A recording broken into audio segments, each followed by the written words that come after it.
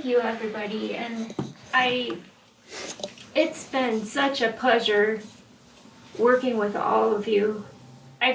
All of you have impacted me in some way. This place is so special. We'll keep it together. Like Lori said, I do have history with this place. It was part of my journey, my midlife crisis, as I say. It helped me transform my life into something really beautiful because of the People House. Every time you run a group, you are there for clients, you see your clients, but everything that you do, part of the People House, impacts people's lives in a positive way. And that happened for me.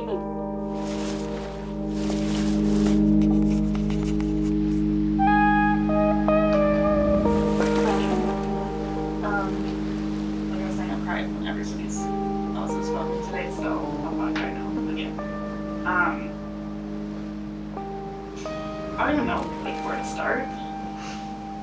I don't ever cry. I swear I don't cry like this when I'm with clients. I'm usually more put together than this. I guess that just goes to show what an impact People House and all of you have made on me. Like Lori said, I was scared shitless coming in here. I had no self-confidence, and everybody seems so put together, and I was like, what am I doing here? And I don't know. I just feel like I've grown a lot, and it's all because of every single person in this room and them sharing their wisdom and connecting with me, and I'm just really grateful. I fucking hate talking in front of people and crying in front of people, so I'm gonna stop. But just thank you, everyone.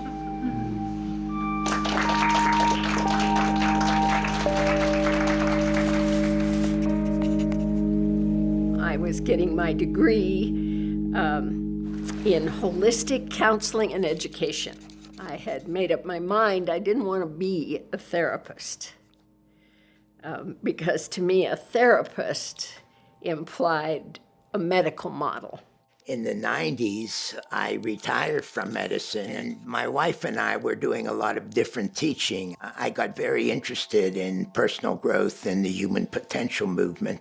I had been studying in the human potential movement, and somehow I came across a People House newspaper.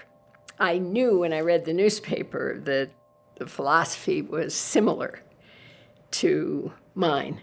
My wife first came to People House in 1994 to teach sensory awareness, and she hooked up with Wayne Titus, who was a very prominent part of People House, and she said, why don't you come? It's an interesting place. So the next year I came.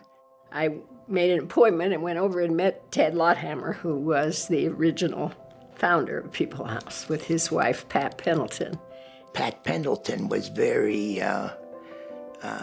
welcoming, and she was very interested in having sensory awareness. So I came to People House to actually teach sensory awareness. What I wanted was a holistic approach to people. And People House, that was their whole mission. Pat and Ted and Wayne were doing exactly what I had wanted to do for the last 10 or 15 years. I came here in 96, so People House was already at that time over 10 years old, close to 20 years old, actually. Yeah, it's been here for a long time. Yes. It's got a lot of history. 46 years. We brag about it, People House was built in 1886. The building behind us, it was actually some St. Anne's architecture, and it was a convent for nuns that lived in St. Dominic's Parish. They were teachers at a parochial school, and then they also took care of tuberculosis patients that lived across the street. This space is actually where the nuns slept. They all slept up here together, community style, in a kind of a bunk format. So there was between 9 and 12 of the nuns sleeping in this area. I couldn't imagine sharing this space with 9 or 12 other people, but I suppose that's why they were nuns. They had a lot more patience than I would have. When the nuns left, it did become a hippie commune. It was one of the largest communes in Denver. There was probably a lot of sex, drugs, and rock and roll, all that kind of fun stuff that happened in the 60s and 70s. When People House took it over, it was a flop house, so it was a place that kind of people spent the night. They would pay a few dollars and spend the night just to have some fun, I suppose. It was at that point in time, the building was getting really close to being condemned. And it was discovered by the founder of People House, Ted Loppimer, who kind of stumbled across the building, and he decided that he wanted to turn this place into something special, a place for spiritual and personal growth. So he purchased it and put in a lot of kind of blood and sweat equity and transformed it into the building it is today. I always like to think of People House like this building has its own spirit, its own energy. And I think that it really personifies who People House is as an organization. It has got that spirituality that the nuns had, as well as their healing and take care nature. It has that free spirit that the hippies brought to it. And even as a flop house, I think that People House was a place of respite for folks. So a place that they could rest. And I just think that's who People House is. So I just love the fact that we have this beautiful personification of who our organization is in a building. People House was the best kept secret in Denver for a very long time. And we have kept the roots of this new movement, which was so exciting and so new, and it was refreshing. Oh gosh, I can just remember, the first time I was in a group setting where people were talking about their emotions, I thought, I didn't know people could talk this way. And it was just like my whole life changed. My whole life changed. I got it. My dad was a therapist. He died about halfway through this program. And it's with People House that I feel like I'm at a place professionally where I can honor his work as well and honor what he did. Thank you, everyone, for helping me grow, for supporting me, and for helping me to honor him.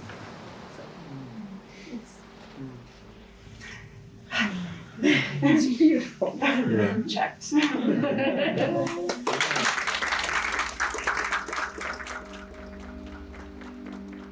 The human potential movement it's a loose term that describes the beginning of the humanistic movement in psychology.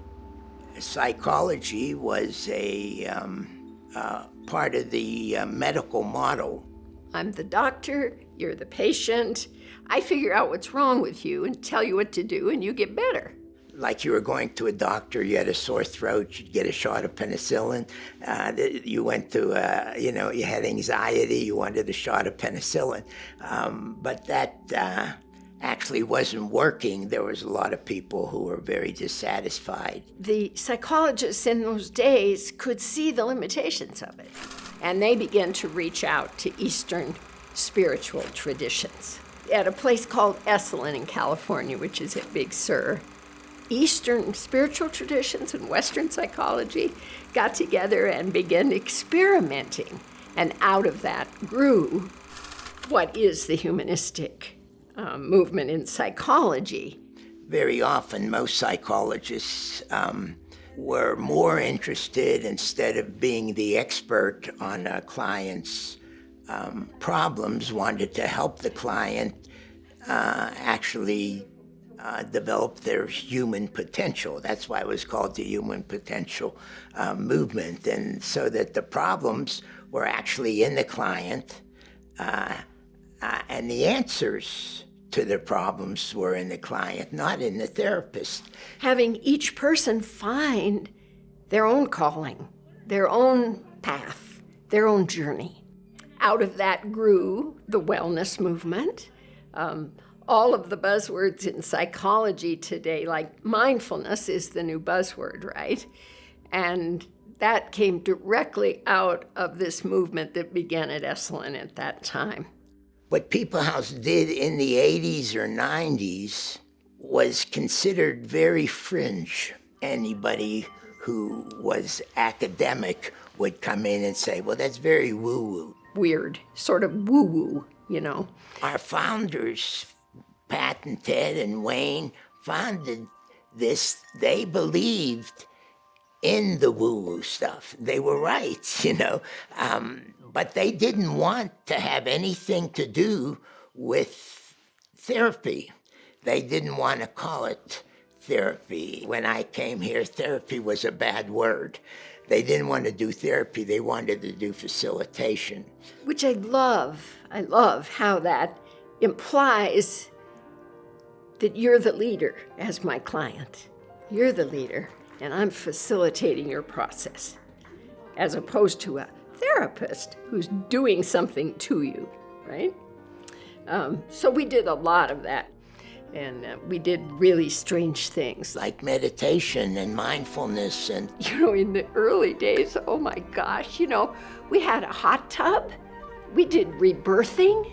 And massage and... We did nude groups. And things like that, which weren't felt to be therapeutic then, but now they're very much therapeutic. So the whole psychological atmosphere has changed. In hindsight, we were doing therapy. We were just calling it something else. We were experimenting in all kinds of ways to, I think, with really good intention to find, you know, like if you get rid of all the dogma and all the rules and all of that, what's left? Well, that comes with its own set of problems, which we discovered. Yes, we discovered our own set of problems. When Pat and Ted came back from California, from Esalen, they started in their basement in Evergreen. They had studied in the human potential movement. They wanted to bring that information and that opportunity to the people of Denver. In 1974, 2 women had a personal growth center that they called People House, and it was named after a child's book, which we have around here somewhere. Pat and Ted bought this 501c3 nonprofit organization, which at that time was classified as an educational organization. Ted also had, besides People House, a little foundling organization called the All One Community Church. In 1990, it was decided to merge those things and officially became classified by the IRS as a church rather than an educational center. When Ted brought the All One Community Church and incorporated it into People House, then we began doing activities that were purely spiritual. There was usually some sort of Sunday morning program. Somebody would give a little talk. Sunday morning fellowship is what we called it. And it was thriving. We'd have 20 people or so come, and we all had what now we would call a private practice. But we also did ministerial things. We had a lot of weddings. Ted was just a master at figuring out how to make a living doing this, which is not easy. Ted was in particular very cheap. He was very cheap. And gosh, I don't want to get off on that because that's a terrible story. No, I don't want to tell you any more about Ted being cheap because that's just not charitable.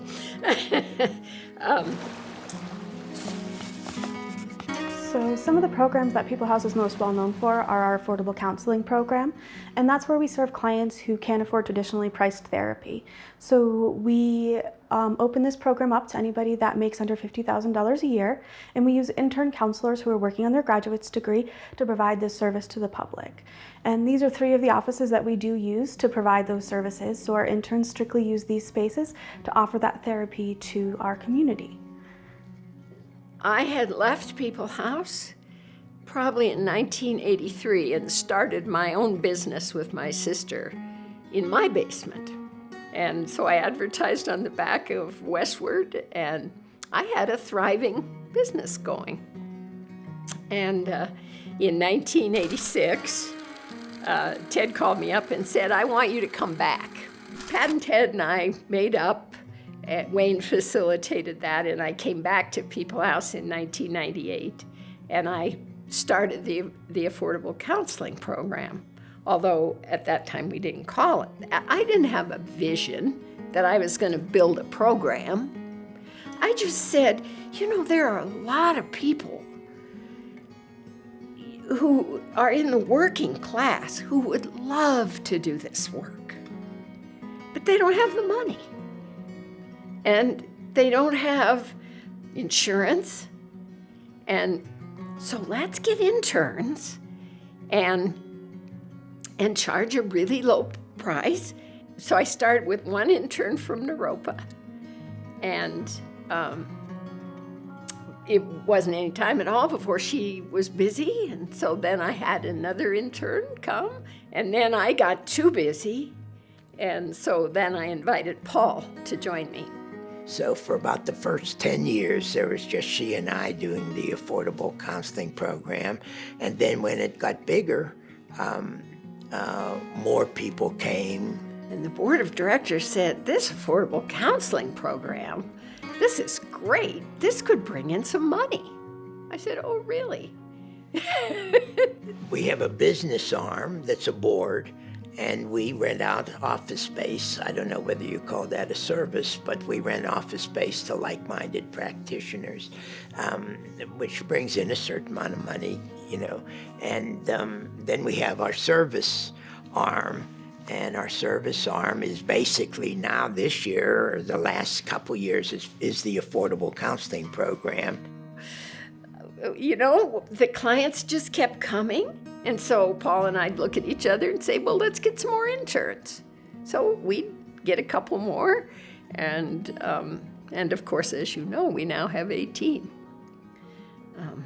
And that is still just amazing. It was a build it and they will come. Pat and Ted would not have wanted anything like the affordable counseling that we are doing now.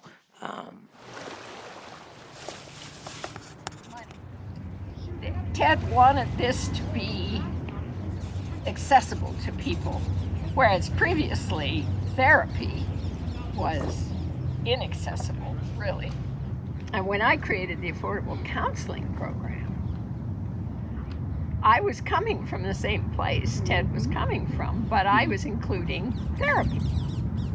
But why did that split the community? Because some Dora couldn't. came in. I know, but what did that Well, mean? I'll So tell you some what couldn't happened. do therapy? Yeah, tell me I'll what tell happened. you what happened. Tell me what happened. Ted and Pat moved to Taos and said, Lori, you can be head minister. They gave Lori the power. Okay. And then Lori did her thing, whatever her thing, and Ted and Pat said, no, that's no good. You're doing therapy. Okay. And then that was the split. I see. Okay, thank you. And never the twain shall meet. Therapy Okay. versus no therapy. Pat's word was always pure. Yeah. We need to do pure facilitation because otherwise you are invading somebody else's space. But she did all the time. I mean, they both did. They did therapy. And I kept saying, I mean, they were good. I'm not No, they're criticizing. good, yeah. They were really good. They were very good. Pat, I thought, was wonderful. She was a my mentor. Fabulous for a long therapist, time. although I mean, she'd never called So herself how do that. we overcome the obstacle of not selling if he recruited Okay. So So- I hired a lawyer. It's the first time. Let me tell. Okay. You're jumping ahead. So Ted just comes in one evening and says, "Tomorrow's the board meeting. I have the votes, and we're going to sell People House." I'm honest to God. Ted, I didn't know him really personally. I don't know anything about him really, about his background or anything like that. I do know when I came, he was sick. He had cancer. He probably had cancer 3 or 4 times in his life. And it had come and gone and come and gone. He had sort of healed himself 2 or 3 times. He did things like he went on a walkabout to heal himself of cancer. So we could have all kinds of debates, but whatever, it worked, right? His tumor, which is a cancer, was growing, and then it stopped growing and receded. And he was feeling fine, and then it came back 2 or 3 times like that. He had cancer for, I think, about the 3rd or 4th time, and it was stage 4, and it wasn't good. And he hadn't done any provisions for retirement for him and Pat. And so he came back to People House and wanted to be back on the board of directors, so we did that. He took over the board and he wanted to sell the building in order to get money, really to support his wife after his death. I've never been paid for anything I've done for People House, and I'm not the only one. And I said, I want People House to go on, and if we lose the building, that just isn't right. It was the most assertive thing I ever did in my life. I hired a lawyer. But she called a lawyer and went to see the lawyer, and the next meeting, that was reversed. And with great We had a battle. we probably had, I'd say 60 or 70 people in the Oh, chapel. the whole chapel was filled. And there was a Ted and Pat group and the Lori and Bob and, Yes, right. and Paul Yes. group over here. Well, I was the one who had to. You were on the board. Yeah, I was on the board, so I had to call the point of order. Yeah. I was the one who had to do that. God, that was one of the hardest evenings that I've ever spent in It my was whole awful. life. And so we had a huge board of directors meeting, and we voted him out. And it was really sad. I loved him. He was really mad at me. Yeah. But I know he understands, and I think in his heart of hearts, he's glad People House is still here. He died in 2003. People House is now run by a board of directors rather than by a single leader. I think it's very healthy. Because what I want to see is that People House survives me and all the people who are here now. That it continues to be this oasis for people to come if they feel lost. To find support for growth and becoming the best they can be. Where we're going isn't quite clear. But I think now is the time to start pushing forward ahead. Lori's getting older. I'm already too old. I'd love to see it go on forever. Or as long as it's needed.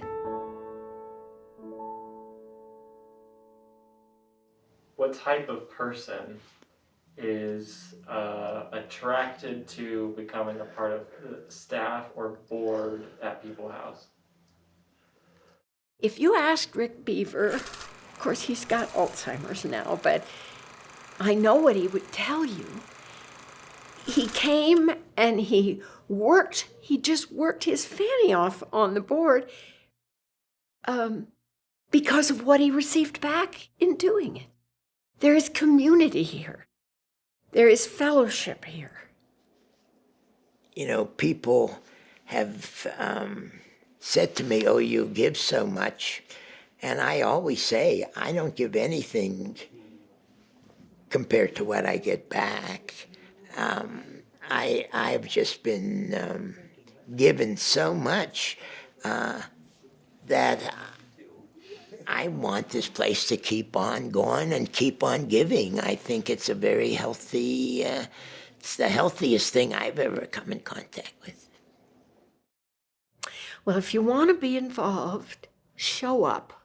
Just show up and see if you can find a place where you belong here. See if you can find something that makes you feel at home.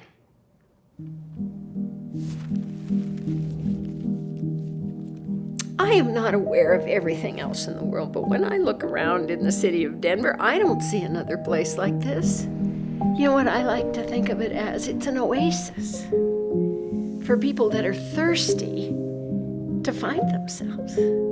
If you talk about the mission, the first word I would say is community. People House has always been about building a community of people who are friendly, who are loving one another, and who are accepting one another, a place where people can come. And I've always looked at it as an oasis, a place where people can come, do what they have to do, and then they leave, and then they come back. But once I came, I never left. I really have liked it so much. I've received so much more than I've given. And I've given a lot. And I've loved every minute of it.